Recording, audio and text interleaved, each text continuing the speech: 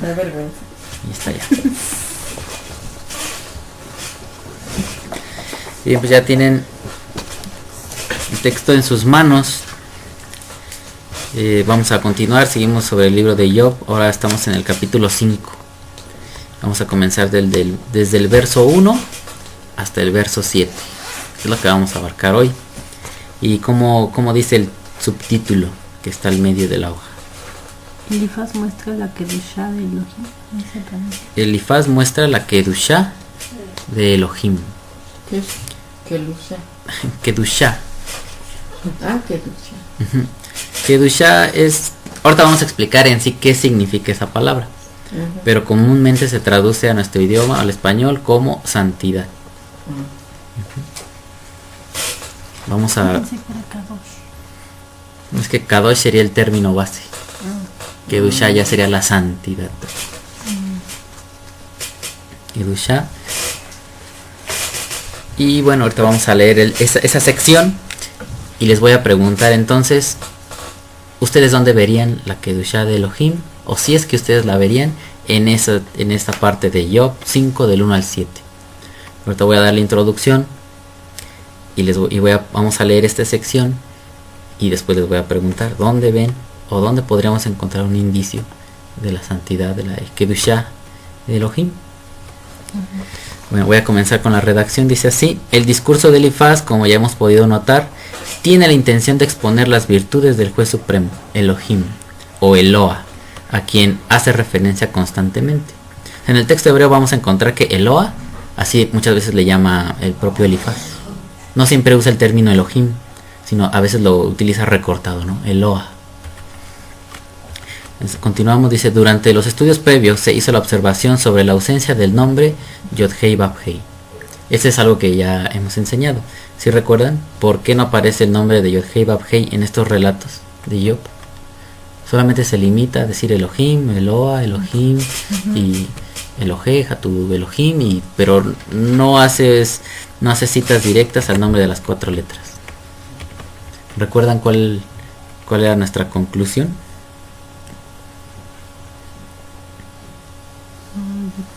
¿De por qué no aparece el nombre? ¿Por qué no se está recurriendo siempre al nombre Yod-Hei Vav-Hei de las 4 letras, sino Elohim? Porque por el significado que tiene, ¿no? Porque en este libro, como ya vimos que Elohim significa el todopoderoso, y habla más se refiere más se enfoca más a ese concepto, ¿no? Sí, se enfoca, pero ¿por qué se enfocaría más a ese? Bueno, les recuerdo, esto tendría que ver, o tiene que ver, con lo que hablamos de los 4 mundos. Que el nombre Yod-Hei Vav-Hei, cada una de las letras sostiene uno de los mundos. Y lo que está haciendo Job es elevarse de este mundo, de la práctica, de donde se hacen las cosas, donde hizo Elohim. Todo el discurso, el relato de Job es para elevarlo. Y la lógica que estaríamos aplicando aquí es que él solamente conoce al Creador, al Ein Sof, como Elohim. Y ese es un título que reside en el mundo de Asia, donde solamente conecta una sola de las letras, que sería la última Hei. Ahí está Elohim. Y todo ser humano en este mundo, aunque le llamen de otra forma, todos hablan de un Dios, ¿no? Todas las culturas, religiones, excepto los ateos y los científicos, ellos no se inclinan por eso. Pero de las religiones, el ser humano tiene una conciencia de que hay un Dios, un Elohim. Y no le llaman obviamente de las 4 letras porque no tienen esa conciencia de que hay 4 mundos. Es el mismo Elohim, es el mismo Ein Sof, pero desenvuelto con su poder, abarcando y equilibrando 4 mundos. Pero Elohim solamente se encarga del mundo que es más cercano a nosotros, el de Asia, donde hacemos la acción. Ese es... Por eso de ahí surgió esta enseñanza que damos, ¿no? Por eso, y vamos a notar que en este texto de Job, durante la redacción, solamente por ahí hay un texto, no recuerdo si es por el capítulo 7-8, donde llega a aparecer el nombre Yod-Hei Vav-Hei, después lo vamos a ver. Pero de ahí en fuera no aparece Yod-Hei Vav-Hei hasta el final de Job. Todos los discursos de sus amigos están enfocados a darnos a conocer la grandeza y la profundidad que representa el nombre Elohim, el título Elohim. Eso es lo que estamos descubriendo a través del Elifaz. y de sus amigos, ya cuando los podamos abordar. Continuamos con el texto. Dice: esta sección 5 del 1 al 7 introduce la relación que existe entre el hombre y su accionar en el mundo físico, y de igual modo la interacción de Elohim con el mismo, o sea, con el mismo mundo. Nosotros podemos actuar y desenvolvernos en este mundo, pero también Elohim, el Ein Sof, pero envuelto, escondido, oculto en el nombre de Elohim, también él influye en este mundo. También él hace obras, también él hace algo aquí en este mundo. La influencia del hombre sobre este Olam, ya vimos que la palabra Olam significa mundo, está en dependencia de su interior. Si está pegado a la voluntad de Elohim, evita la influencia del mal sobre el orden de la creación. Eloa constantemente está influyendo en la creación por medio de sus atributos, esto es las 10 sefirot, evitando que sea el mal quien cubra la tierra a causa de la incapacidad que tiene el hombre para alinearse a la voluntad suprema. ¿Sí entienden esta? O sea, sí queda claro esta sentencia, ¿no? Él hace lo suyo. Sí, él hace una obra, y su obra es, obviamente, tener limitado el mal. No, Pero él esa, está controlando todo. sí, esa obra también es, el ser humano debiera ser copartícipe. Es algo que nos corresponde a nosotros, guiar a la creación a un buen fin, ¿no? Al objetivo por el cual Elohim la creó, la diseñó. Pero si somos realistas, el hombre no ha cumplido, ¿no? Destruir. No ha cumplido. Todo eso está en función de lo que tenemos adentro. Si en nuestro interior hay caos, lógicamente que nuestras obras son destructivas, son caóticas. Pero si nosotros tenemos el consejo de Elohim y tenemos su estructura, su sefirot en nosotros debidamente ordenadas, porque sí las tenemos, pero están en desorden y en desequilibrio, cuando logramos eso, el equilibrio, entonces nosotros hacemos esa labor que Elohim siempre ha hecho, ¿no? De traer ordenamiento, de poner limitación al mal. Pero eso es lo que hasta ahora no se ha logrado completamente, ¿no? Por momentos sí ha habido, digamos, la nación de Israel y hombres como Abraham traían orden, le daban sentido a la vida. Pero da el caso que cuando desaparecen esos hombres, cuando les toca morir, cuando ya no están aquí, otra vez la tierra se cubre, ¿no? De oscuridad. Esto me hace recordar el texto que puse aquí. Dice: mi padre hasta ahora trabaja y yo trabajo. Eso está en Juan 5:17. Cuando le decían a Yeshua que él porque hacía sanidades en día de reposo, ¿no? Y él dice: pues yo hago lo que el padre hace. Él siempre está trabajando. ¿Y cuál es su trabajo? Obviamente equilibrar. Y si vemos que una enfermedad es la influencia de la destrucción en el cuerpo de un hombre, pues lógicamente que él dice: yo trabajo porque mi padre trabaja, y él siempre está influenciando su esencia para beneficiar al ser humano, para guiarlo y para que este mundo esté alineado a su voluntad. Y trata de elevarlos a algo. No les cita la Torah, no les dice: es que en aquel versículo dice así. Él ya no está haciendo ese tipo de juicios a lo que nosotros estamos acostumbrados, sino que trata de mostrarles una verdad más grande, que Elohim trabaja. Y eso es algo, y hasta en el día de reposo trabaja, y es algo que un religioso nunca podría aceptar, ¿no? Si el día de reposo dice la Torah que Elohim descansó de toda la obra que hizo, ¿cómo que ahora sigue trabajando? Pues sí descansó en ese momento, pero él sigue activo, buscando que este mundo esté preservado como él lo dejó.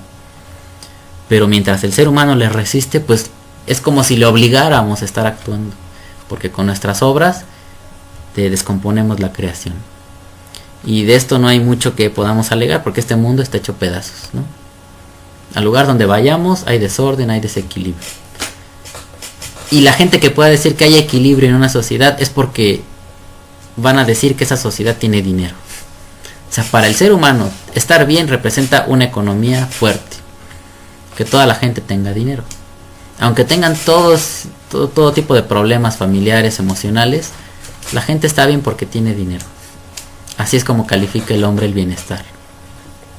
Pero esos no son los conceptos de la Torah. ¿Hasta aquí tienen alguna duda? ¿Va quedando claro esto? Bueno, ahora sí, vamos a leer esta parte. Job 5 del 1 al 7.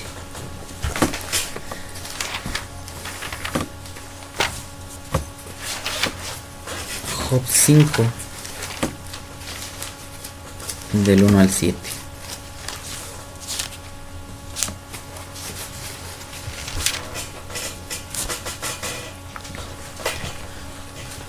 ¿Listo? Agárrala, que está acá si quieres. Ahí hay dos. La roja si quieres, tiene letra más grande.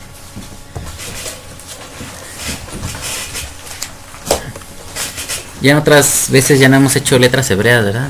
De las palabras. Pues hoy sí tenemos dos letras, dos palabras para hacer. Esperamos que nos alcance el tiempo. ¿Listos? A ver, vamos a pedir a Obed que nos lea 5 del 1 al 7. Si ahora pues da voces, habrá quien te responda. ¿Y cuál de los santos te volverás? Es cierto que el necio lo mata la ira y el codicioso lo consume la envidia. Yo he visto al necio que echaba raíces, en la misma hora maldije su habitación. Sus hijos estarán lejos de su seguridad, y en la puerta serán quebrantados, y no habrá quien los libre. Sus mies comerán los hambrientos, y la sacarán entre los espinos, y los sedientos beberán su hacienda, porque la aflicción no sale del polvo, y la molestia brota de la tierra. Pero como las chispas se levantan para volar por el aire, así el hombre nace para la aflicción. Bueno, ya que se ha considerado esta sección, Job 5 del 1 al 7, pues este texto lo podríamos interpretar de diferentes maneras, ¿no? Nos arroja bastante información. Y el sentido que yo le di para este estudio es que a través de estos textos se va a propiciar que Elifaz le va a mostrar a Job la santidad, la Kedushá de Elohim. Pero si yo les preguntara a ustedes qué es Kedushá, qué es santidad, cuál es su concepto de santidad, ¿qué me podrían decir? Estar lo más limpios en cuanto a lo espiritual. Kedushá es estar limpios en cuanto a lo espiritual. Esa es una opinión. Una idea. ¿Alguien tiene otra idea de Kedushá, de santidad? ¿Qué más? Viendo eso se remonta más a ser justos, ¿no? A estar en perfección. Kedushá es ser justos y estar en la perfección, ¿no? y llegar a un grado de perfección. Saber distinguir entre Saber distinguir. el bueno, lo malo, tener la fuerza, lo que eran los 10 atributos, ¿no? Tener eso. Sustentar los 10 atributos, ¿no? De una forma elevada. Sí. ¿Alguien tiene otra opinión que pueda ser santidad? Kedushá. Vamos a ir despacio, ¿no? Porque luego la tía Sara nos dice que vamos muy rápido.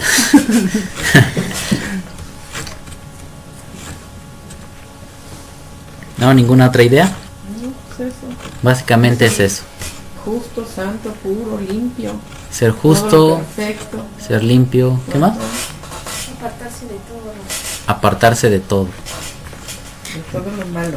Bueno, ahora, ya que leímos este texto, ¿cómo encontraríamos ese concepto, ¿no? Ese significado de Kedushá?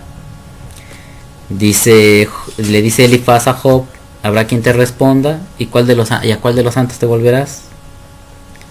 Es cierto que al necio lo mata la ira y al codicioso lo consume la envidia.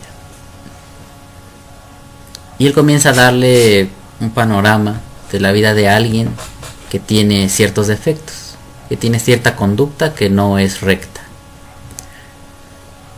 ¿Cómo podríamos deducir entonces la santidad a partir de estos textos? Es como un acertijo. Tiene equilibrio sobre todas esas emociones. Bueno, yo aquí veo que habla más de alguien, como dices tú, que no tiene, no está actuando bien, que no, algo está mal. Entonces no sería algo que ver con equilibrio con las 10 sefirot. Sí, bueno, aquí como lo está diciendo los textos, está hablando de lo que es la santidad exactamente. Creo que aquí lo refleja, ¿Sí? ¿no? Creo que sí lo deja ver, ¿no? Está diciendo al codicioso lo consume la ira, al necio que hace le pasa esto, está diciendo, ¿sabes qué? Y entonces tienes que estar bien en tus atributos para que puedas saber qué es lo que es bueno y qué es lo que es malo, ¿no? Cuál es la paga del bueno y cuál es la paga del malo, ¿no? O de lo malo, ¿no? Lo que, bueno, eso es lo que se deja ver así. Sí. Así. Bueno, por ahí va la idea. Pero fíjense lo que hace Elifaz, y es lo que tal vez muchos de nosotros acostumbramos cuando alguien nos pide un consejo, primero vamos a decir lo que no está bien para después poder clarificar y saber qué es lo que está bien. Ahorita les voy a adelantar algo. Esto lo abarcaríamos hasta el próximo estudio. Pero fíjense cómo va la sección. Lo primero, lo que va a hacer Elifaz es mostrar la vida de alguien que transgrede los lineamientos de Elohim, que está en contra de su voluntad. Y primero presenta esa parte del actuar humano. Porque estamos viendo, ¿no?, que nosotros influenciamos este mundo. Y cuando estamos mal por dentro, traemos como consecuencia esta destrucción, que se manifieste y que se haga real en este mundo y destruya a otros. Eso es lo que traemos cuando estamos mal. Pero esto va a estar en contraste con lo que hace Elohim cuando él interviene en este mundo. Fíjense, están los dos puntos. El ser humano está diseñado y está puesto en este mundo para intervenir en este mundo. Bueno, está bien. Tal vez de una forma muy brusca decimos lo hace mal, ¿no? Pero después nos va a mostrar Elohim y todas las obras maravillosas que él hace. Y está contrastando la conducta humana con lo que hace Elohim, a la escala grandísima de traer lluvias, de hacer maravillas incontables. Pero no sería tan fácil como que irlo deduciendo, ¿no? Fíjense ahorita el tamaño del texto que tenemos, todo lo que salió de estas, te podría salir mucho más, ¿no? Pero vamos a dar inicio. Dice aquí en el primer punto, retrocediendo un poco en nuestro estudio, es de utilidad considerar la cita de 4.17. Esta es una cita de Job 4.17, esta ya la vimos, donde encontramos un término clave en cuanto a lo que oyó Elifaz. ¿Se acuerdan que dijimos que él había escuchado un murmullo? Y que con ese murmullo le trataba de instruir a Job. Y fue donde sacamos que Binah está relacionada con escuchar. Y Elifaz dice que oyó algo muy leve y que se lo comunica a Job. Dentro de esos términos, de esa frase que él oyó, vamos a ver que dice, la palabra fue Yidhar, una de las que componen toda la frase que él habló, esa ya la revisamos. Yidhar. Dice, leída en otros textos como Tahor. ¿Ya van recordando eso? Tahor. Dicho término significa pureza e implica la pureza en el interior. Aquí ya vamos aprendiendo. Le preguntaba Elifaz en esa ocasión, cuando lo vimos, que si el hombre podía sostener su integridad o su justicia, ser inocente, a base de purificarse, a base de echar mano de la Tahara, donde que habíamos dicho que para obtener esa limpieza interior